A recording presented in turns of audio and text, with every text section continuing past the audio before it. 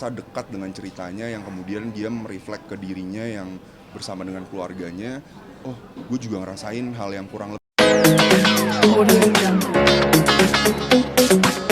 Hari ini kita di kota Casablanca lagi ketemu sama teman-teman di sini, menyapa teman-teman yang mau dan udah nonton film Jalan yang Jauh, Jangan Lupa Pulang. Jadi memang ini rangkaian tour kita. Kemarin udah ke beberapa kota, salah satunya ada Semarang, ada Cirebon, ada tadi itu Cikarang, kemudian kota Casablanca, dan besok masih ada lagi gitu. Jadi memang ini rangkaian tour promo film Jalan yang Jauh, Jangan Lupa Pulang. Tapi banyak komen-komen yang nonton itu pada nangis loh Bang. Iya ya. Ya mungkin apa ya, pengalaman saya dari film nanti kita cerita tentang hari ini, yang mana adalah film pertama dari dunianya Awan Angkasa dan Aurora beserta keluarganya. Ini kan film sequelnya. Yang saya rasain ketika dulu film yang pertama tuh memang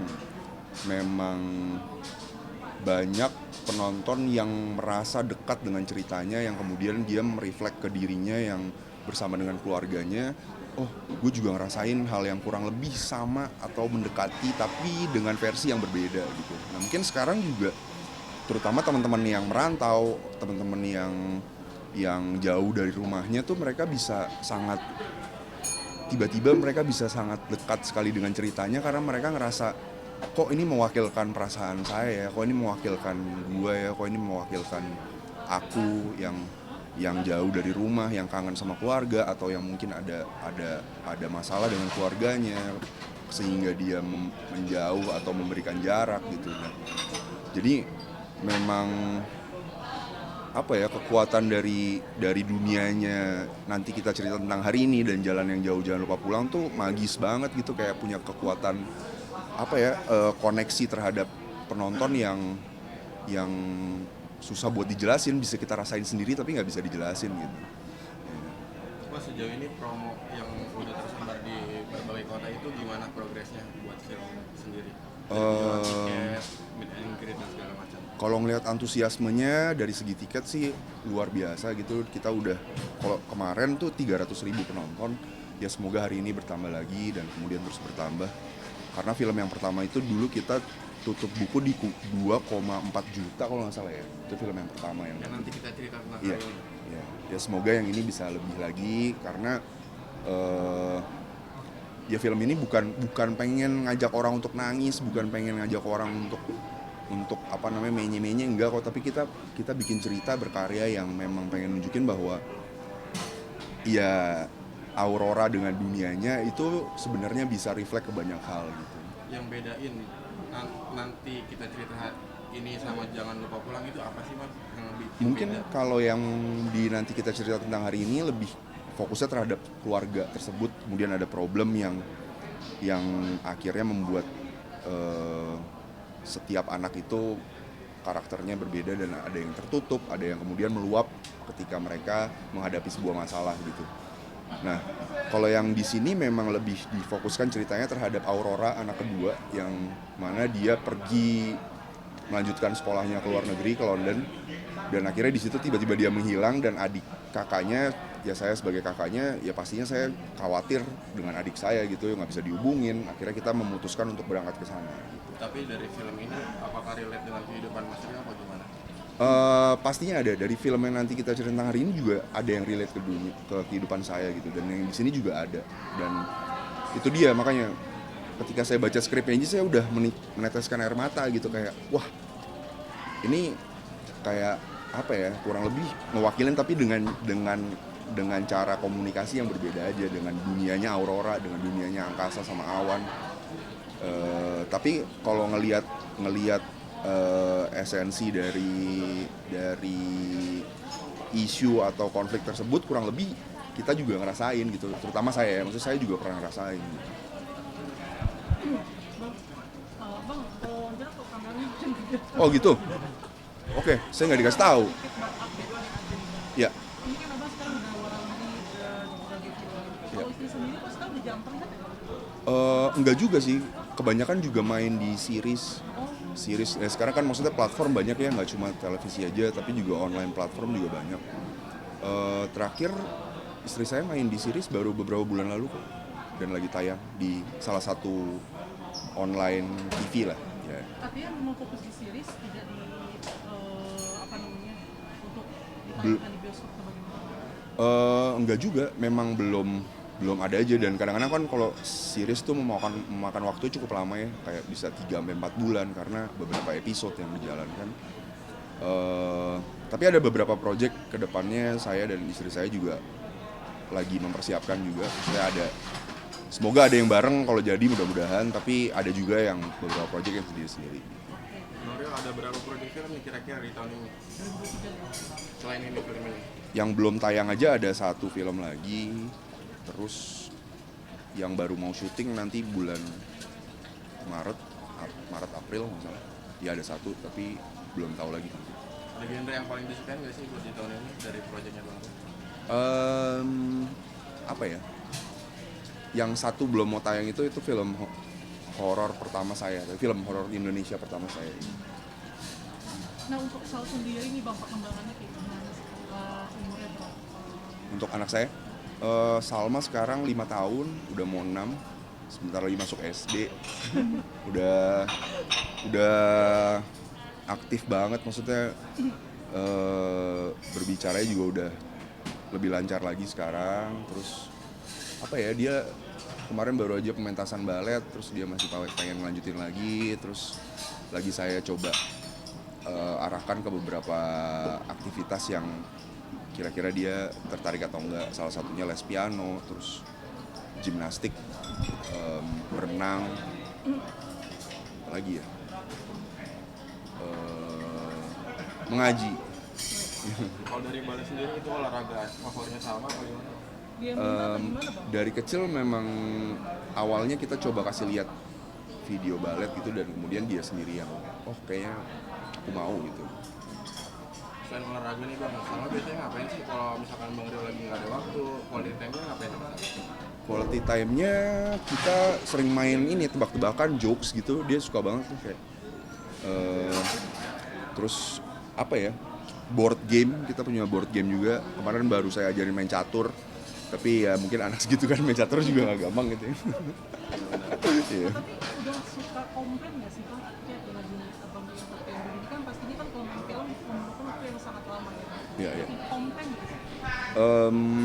Apa sejauh ini sih nggak pernah ya, maksudnya ya komplain kadang-kadang kalau saya kayak gini kan tiap hari pergi, ya paling dia nanya, "Bapak kemana sih, kerja terus?" gitu. Tapi saya selalu coba ngajak dia, "Salma mau ikut nggak?" Tadi sih juga saya ngajak, "Salma mau ikut nggak? Bapak mau kota Casablanca, dekat rumah Opung loh, rumahnya Opungnya kan dekat sini." Terus kayaknya mungkin dia tadi capek karena tadi pagi dia habis yoga sama ibunya, jadi akhirnya nggak deh, Salma di rumah aja.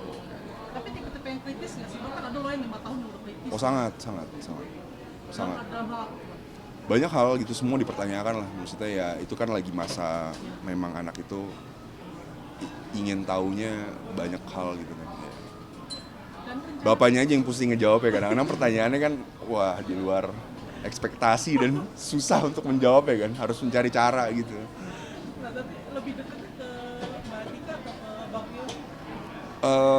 Kalau ditanya gitu mungkin Kak Atika kali ya, mungkin karena dari kecil ya kayak dia nyusu 9 bulan gitu-gitu kan. Tapi juga kalau saya misalkan pergi keluar kota lama syuting gitu, dia bisa kecarian banget juga gitu. Bang Rio tapi tipikal yang gimana sih kalau ke anak, protektif kah atau gimana? Oh ini perempuan ya Bang ya? Iya. Ya saya berusaha untuk bukan protektif yang mengganggu dia, tapi protektif yang berusaha jadi teman dekatnya sehingga dia nyaman dengan saya gitu, dan nggak ada yang ditutup-tutupin gitu. Takutnya kalau terlalu protektif dan intimidatif gitu ke dianya, nanti dianya juga akan takut kan, dia nggak mau cerita, dia nggak mau terbuka, sehingga ya hubungan saya sama dia jadi ada barrier gitu, ada tembok aja. Nah saya nggak mau gitu. Nah itu cara-caranya kan juga nggak mudah ya, maksudnya untuk gimana menganggap dia ketika dia bercerita gitu, "Pak aku punya pacar di sekolah" atau apa gitu. Jadi kan pasti ada aja kan nanti kan. Nah gimana caranya supaya nggak melarang tapi juga memberikan contoh dan pandangan saya sebagai orang tua yang udah melewati itu tanpa harus melarang dia gitu, kurang lebih gitu lah. Rencana mungkin kasih adik sama kapan bang? Apa? Rencana kasih adik. Wah, kalau itu saya pun juga nggak bisa jawab. Yang bisa jawab kayak kalau nanya ke Tuhan kan. Iya kan, saya juga dikasih sama Tuhan. Iya mungkin bang. Bener nggak? Progres sekarang. Ya kita pun juga pasti berusaha, maksudnya untuk pengen punya adiknya Salma gitu. Tapi kan ya semua tergantung yang di atas. Tapi sama sempat minta nggak bang? Kayaknya pasti rata-rata semua anak gitu kan. Saya pun juga minta ke Bu, saya mau punya anak lagi dong. Atika bingung jawab saya. Ya kan?